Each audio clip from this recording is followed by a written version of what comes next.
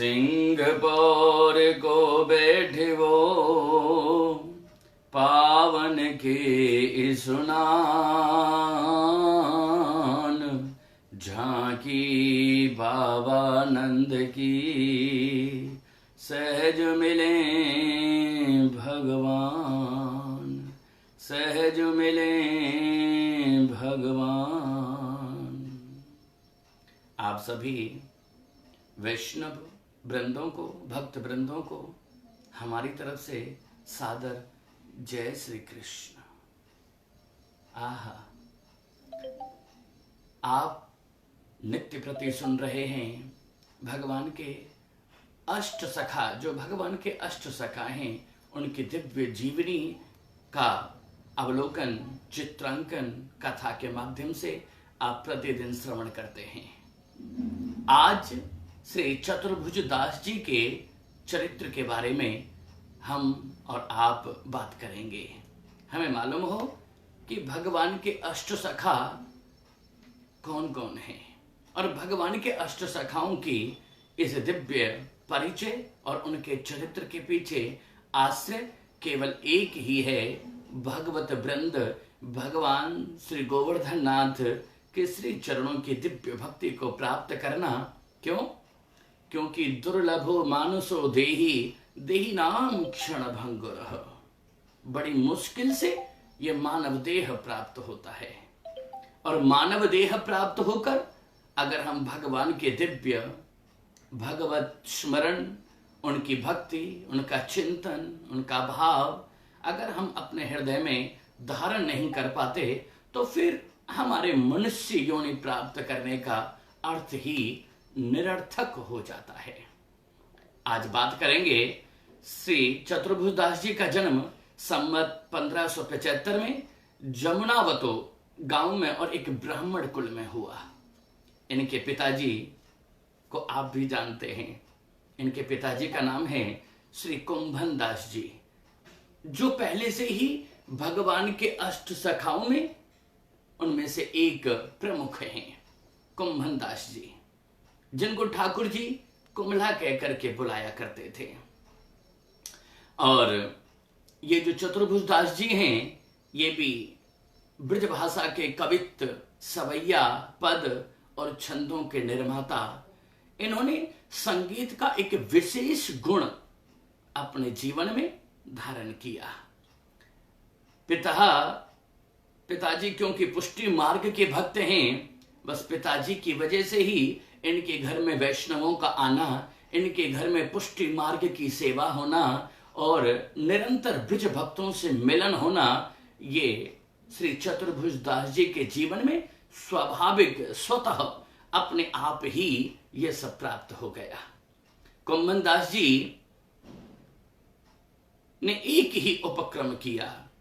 जब चतुर्भुज दास जी का जन्म हुआ तो कुंभन दास जी ने श्री गोसाई जी से बारंबार प्रार्थना करके, प्रयत्न करके, अनुरोध करके उनके चरणों में बार बार नतमस्तक हो करके और अपने पुत्र श्री चतुर्भुज दास जी को 41वें दिन ही ब्रह्म संबंध करा दिया था। जन्म से 41वें दिन जब कुंभन दास जी को लगा कि मेरे पुत्र का नाम अब चतुर्भुज दास है, तो उनके मन में बड़ा शांत और शांत मना उनको प्राप्त हुई। बस एक चरित्र इनका आता है कि एक बार श्री गोसाई जी विदेश यात्रा पर गए और गोसाई जी के जो पुत्र हैं श्री गिरधरलाल जी, श्रीनाथ जी को गोसाई जी श्री गिरधरलाल जी के घर में ही पधरा के चले गए और इधर श्री चतुर्भुज दास जी नित्य प्रति जतिपुरा में श्रीनाथ जी के नित्य प्रति सेवा में पद गायन करते थे। लेकिन अभी जब ये जतिपुरा गोवर्धन जाते हैं तो श्रीनाथ जी तो गिरधरलाल जी के घर विराजे हैं। इनके मन में ठाकुर जी का विरह जागृत होता है और विरह जागृत हुआ तो इन्होंने एक बड़ा सुंदर पद, आप बहुत बार सुन चुके होंगे, पढ़ चुके होंगे, उसकी कुछ लाइनें मैं आपको सुनाना चाहता हूं। इनके मन में यह भाव जागृत हुआ, श्री गोवर्धन वासी सांवरे तुम बिन रहो न जाए। ब्रजराज लड़े ते लाडले द्रवबंक चिते मुस्काए, कि गोवर्धन वासी सांवरे तुम बिन रहो न जाए। लाल सुंदर बदन दिखाए लोचन तड़फे मीन, जो लाल पद दिल कल्प विहाय, कि गोवर्धन वासी सांवरे तुम बिन रहो न जाए। जब श्री गोसाई जी श्रीनाथ जी को अपने पुत्र श्री गिरधरलाल जी के घर पधरा के गए, तो श्री चतुर्भुज दास जी अपने सखा, अपने मित्र और अपने इष्ट श्रीनाथ जी के कुल हो गए। देखिए, भक्ति की चरम सीमा भी वही है। आज हमारा पुत्र स्कूल से आने में लेट हो जाए तो हम अपने पुत्र के शोक में, पुत्र की चिंता में कि इतना विलंब क्यों हुआ, हम भाव विहल हो जाते हैं। उसी प्रकार एक भक्त की पहचान है कि वह अपने इष्ट, अपने प्रभु, अपने जीवन सर्वस्व, अपने गोविंद के विरह में विहल हो जाए, दुखी हो जाए। विरह की वेदना उस पुष्टि मार्गीय जीव के हृदय से संफुटित हो, वह रुदन करने लगे। ये भगवत प्रेम है। एक बार श्री चतुर्भुज दास जी एक ऐसे गांव में गए, गोसाई जी की आज्ञा हुई, एक ऐसे गांव में गए जहां पर काली माता की भक्ति होती थी और उनको प्रसन्न करने के लिए समस्त गांव वाले नरबलि का विधान रखते थे, नरबलि दिया करते थे। जब ये बात श्री चतुर्भुज दास जी को पता लगी तो उनके मन में बड़ा कष्ट हुआ कि ये कैसी भक्ति है। क्या भक्ति में कोई जीव अपने इष्ट को प्रसन्न करने के लिए एक दूसरे जीवात्मा को मारता है? यही भाव इनके हृदय को विद्रीन कर गया और ये पुनः उस गांव में पहुंचे और उस गांव के उसी काली माता के मंदिर में पहुंचकर जितने भी गांववासी थे सबसे कहा कि आज के बाद इस गांव में नरबलि नहीं होगी। अगर नरबलि चाहिए तो मैं स्वयं माता के सम्मुख जाता हूं।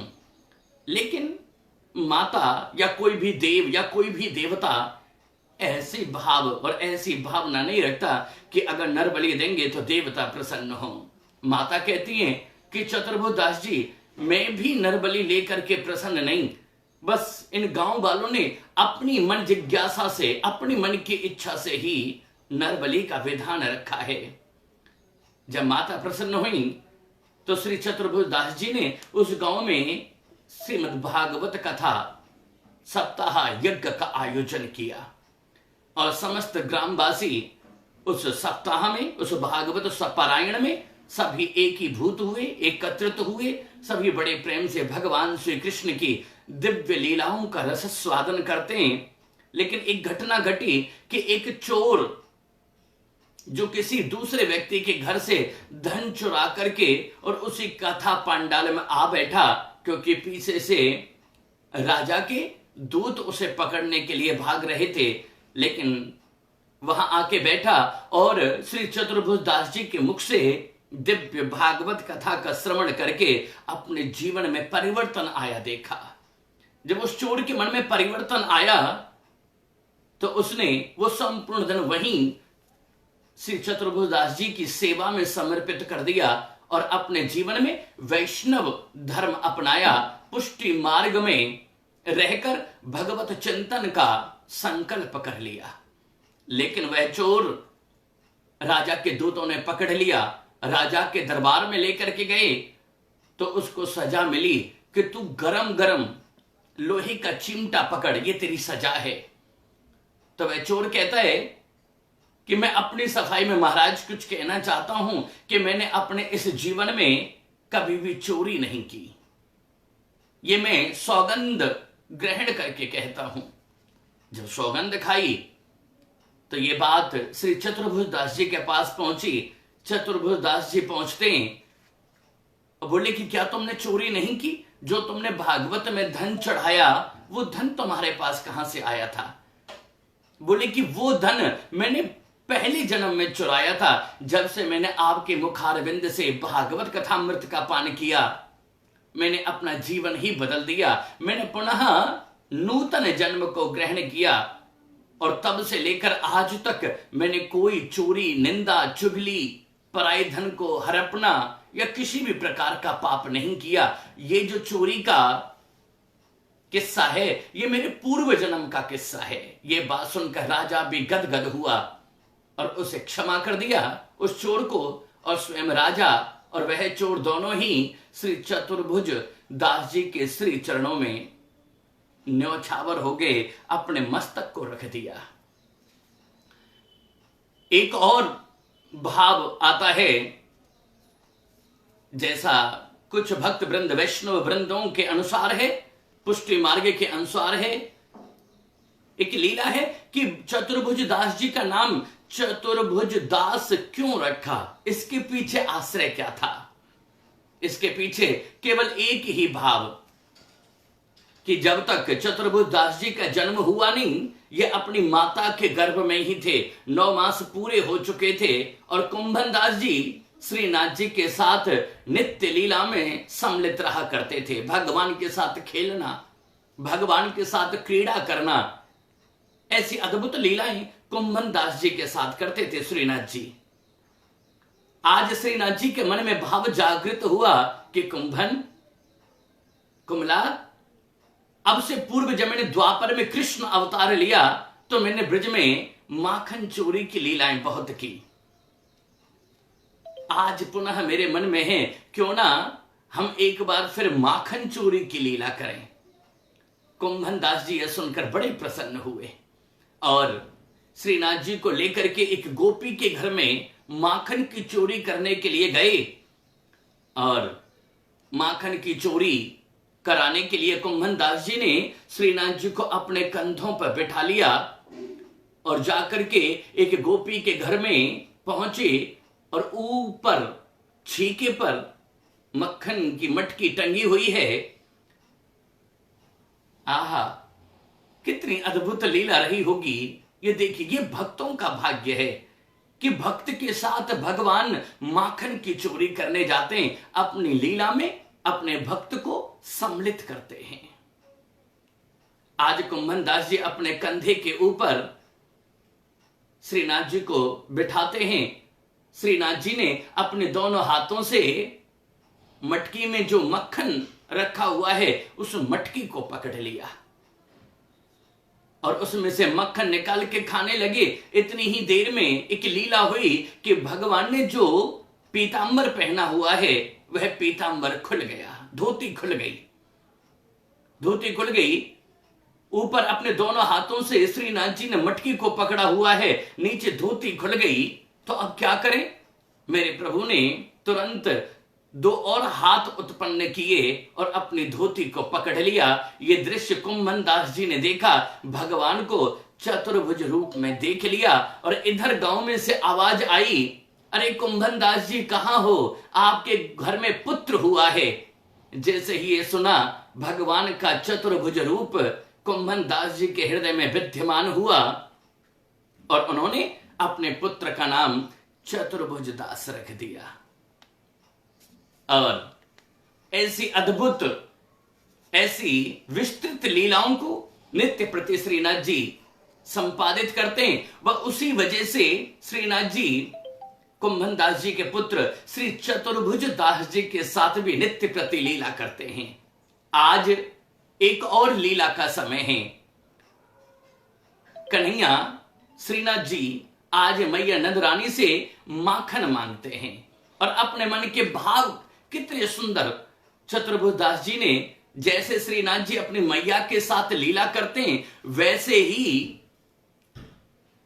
चतुर्भुज दास जी उस लीला को अपने पद में अंकित कर देते हैं कि मैया मोहे माखन मिसरी भावे, मैया मोहे माखन मिसरी भावे, मीठो दधी मिठाई मधुघ्रत, मीठो दधी मिठाई मधुघ्रत, अपने कर सो क्यों न खवावे, मैया मोहे माखन माखन मिश्री भावे, कनक दोहनी देकर मेरे, कनक दोहनी देकर मेरे, और गोदोहन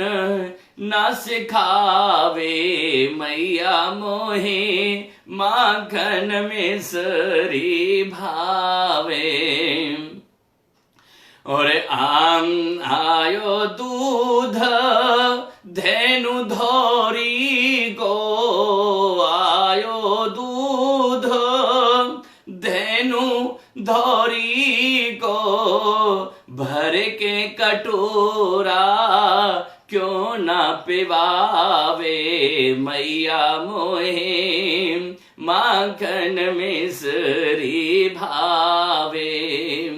अजहू ब्याह करत नहीं मेरो, आजहू ब्याह करत नहीं मेरो, तोहे नींद क्यों कर आवे मैया मोहे, सद माखन मिश्री भावे। चतुर्भुज प्रभु गिरधर बतिया, चतुर्भुज प्रभु गिरधर बतिया, सुन उचंग पे पान करावे मैया मोहे, माखन मिश्री भावे मैया मोहे, माखन मिश्री भावे। इतने सुंदर भगवान की नित्य लीलाओं में चतुर्भुज दास जी प्रवेश करते हैं और ठाकुर जी जो जो लीला करते हैं वैसे वैसे ही अपने बड़े सुंदर ठाकुर कृपा से, गोसाई जी की कृपा से सुंदर पदों का निर्माण करते हैं। भक्तों, चतुर्भुज दास जी का देहावास, इन्होंने अपने देह का त्याग एक इमली के वृक्ष के नीचे भगवान का भजन कर रहे थे। इमली का वृक्ष है, उसके नीचे चतुर्भुज दास जी बैठे हैं और यह संवत 1642 की बात है। संवत 1642 में चतुर्भुज दास जी अपने निज इष्ट श्रीनाथ जी के चरणार बिंदों का ध्यान लगाने के लिए ध्यान में बैठे हैं और वहीं पर इन्होंने अपने देह का त्याग करके भगवान की निज लीलाओं के लिए गौलोक धाम में प्रवेश किया है। आहा, ये चतुर्भुज दास जी का सुंदर चरित्र। कल एक और, अभी आज तक आपने 7 भगवान के जो अष्ट सखाओं में से 7 की कथा आज तक सुन चुके हैं। कल अष्टम सखा जो हैं भगवान के, उनका दिव्य चरित्र और चित्रांकन सुनेंगे। भगवान की भक्तों की ये दिव्य लीला, ये दिव्य इनके चरणामृत, इनके दिव्य जीवन चरित्र, इनको सुनकर के हम अपने जीवन में भगवान की दिव्य लीलाओं को धारण करें, अवगाहन करें, ताकि हम भी भगवान के अष्ट सखाओं की तरह अपने मन में भगवान के प्रति, अपने इष्ट के प्रति, अपने गुरुजी और श्री गोसाई जी के प्रति ऐसा भाव प्रकट कर सकें और हमें भी निज लीला में गौलोक धाम में वास मिले। निरंतर इन कथाओं को सुन के जीवन में धारण करें और एक बार पुनः, जैसे हम हमेशा कहते हैं, खुद भी श्रवण करें और इस वीडियो को ज्यादा से ज्यादा, बहुत ज्यादा, बहुत ज्यादा शेयर करें, ताकि और भी लोग आपके माध्यम से, भक्ति के माध्यम को बढ़ाना भी एक भक्ति का एक रूप है। अगर आप भक्ति चाहते हैं, यह भी एक प्रकार की भक्ति है कि आप भगवान के सखाओं की इस दिव्य लीला को अपने मोबाइल के माध्यम से शेयर करें। जितने ज्यादा लोग सुनेंगे, उसका एक थोड़ा सा क्षणभंगुर फल आपको भी प्राप्त होगा और आप नित्य भगवान की लीलाओं में प्रवेश कर पाएंगे। आज के लिए आप सभी को सादर जय श्री कृष्ण।